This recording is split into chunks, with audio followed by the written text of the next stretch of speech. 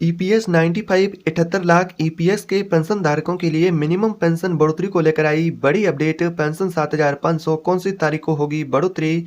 सरकार से पेंशन को लेकर आया नया संकेत, नया अपडेट। अगर आप भी ईपीएस पेंशन लेते हैं तो आपकी पेंशन की बढ़ोतरी को लेकर ताजा बड़ी खबर आ चुकी है।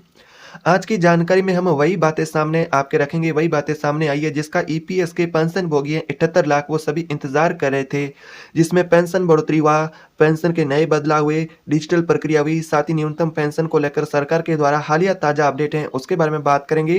तो चलिए वीडियो शुरू करते हैं बिना समय गवाए, जानते हैं कि आज की नई जानकारी आपके लिए क्या महत्वपूर्ण लेकर के आई, अपडेट क्या महत्वपूर्ण जानकारी रहेगी और ये बदलाव आने वाले समय में आपका कितना पेंशन को लेकर फायदा देने वाले हैं। तो आज के इस वीडियो को ध्यान से देखना है, एक एक पॉइंट आपके लिए बहुत महत्वपूर्ण है। वीडियो में आगे बढ़ने से पहले एक आपसे छोटी सी गुजारिश रहेगी, चैनल पर पहली बार हैं तो सब्सक्राइब कर दे और वीडियो अपने साथी पेंशनभोगी मित्र है उनके साथ शेयर भी कर दे। तो चलिए रिपोर्ट को जानते हैं, टुडे अपडेट को। आज की जानकारी पेंशन धारक के ईपीएस के उन सभी के लिए बहुत ही महत्वपूर्ण है, क्योंकि हाल ही में पेंशन को लेकर चर्चाओं में ईपीएफओ के द्वारा पेंशन से जुड़े नए अपडेट फिर से सुर्खियों में हैं। पेंशन व्यवस्था को तेज और सरल बनाना और आसान बनाना, उसके लिए विभागों ने कई महत्वपूर्ण कदम भी उठाए हैं। सरकार और ईपीएफओ से पेंशन धारक है उन सभी के लिए महत्वपूर्ण अपडेट। इसमें बड़ा अपडेट रहेगा ईपीएस के पेंशन धारकों के लिए 7,500 की मिनिमम पेंशन लागू करने को लेकर बड़ा अपडेट आया है, जिसमें पेंशन से जुड़े कुछ नए नियमों को लेकर भी अपडेट आई है और पेंशन नियमों में नई कार्रवाई क्या सरकार ने की है ईपीएफओ ने, जिससे कि ईपीएस के देश भर की 78 लाख पेंशन भोगी है उन सभी को ईपीएफओ से क्या बड़ी सौगात मिलेगी। तो ईपीएस के 78 लाख पेंशन भोगी है उन सभी के लिए मिनिमम पेंशन बढ़ोतरी को लेकर ये नई रिपोर्ट आ चुकी है, जिसके बारे में आज इस वीडियो में बात करेंगे।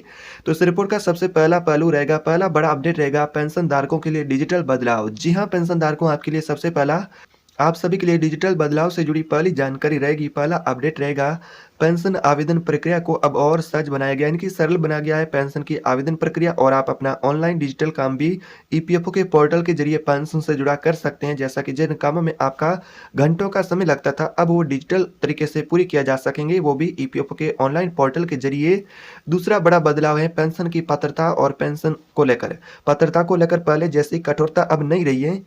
दूसरा आपके लिए बड़ा अपडेट रहेगा पात्रता को लेकर, पेंशन की पात्रता पहले जैसी अब कठोरता वाली पात्रता नहीं रही है।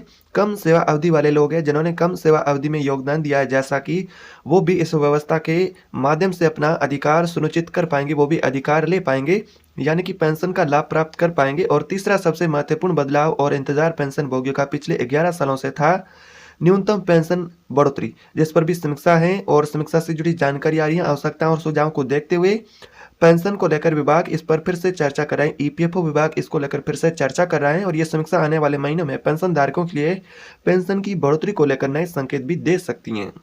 और ये बदलाव किसके लिए महत्वपूर्ण होगा, किन पेंशन धारकों को इसका फायदा और उनके लिए सबसे उपयोगी यह बदलाव होंगे? उन कर्मचारियों के लिए जो कि कम सेवा अवधि के कारण अभी ईपीएफओ पेंशन से बाहर थे, उनके लिए भी रास्ता खुला है और ये बदलाव से उनके सभी के पेंशन में अच्छा फायदा मिलेगा। उन्हें आने वाले यहाँ पर भविष्य में बेहतर उनके लिए रिटायरमेंट पेंशन होगी। उन कर्मचारियों के लिए जिन्होंने समय से पहले आवेदन किया था लेकिन प्रक्रिया धीमी गति से थी, उससे वो परेशान थे, अब उनके लिए भी ईपीएफओ ने डिजिटल बदलाव किया, इनकी डिजिटल प्रोसेस को और आसान बना दिया है। जैसा कि आपका पेंशन का स्टेटस हुआ, आपका पीएफ बैलेंस हुआ, ये सारी जानकारी अब आप ऑनलाइन ईपीएफओ के पोर्टल के माध्यम से कर सकते हैं। जैसा कि दस्तावेज जमा करना हुआ, पेंशन की स्थिति देखना हुआ, सब कुछ एक ही क्लिक पर आपको ऑनलाइन पोर्टल पर मिलेगा।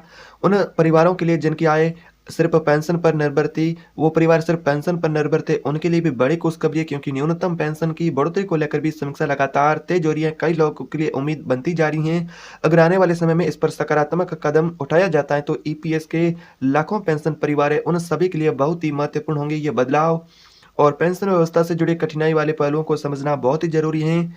कई बार ऐसा भी होता है कि जो पेंशन की प्रक्रिया बिल्कुल धीमी रहती है, जो कि ऑफलाइन प्रक्रिया, लेकिन डिजिटल प्रक्रिया अब होगी और तेज, जिसमें कई लोगों को दस्तावेजों के कारण कई सारी परेशानियों का कारण भी उनके लिए हो जाता था, उनको इंतजार करना पड़ता, कई सारी परेशानियों का सामना भी करना पड़ता था।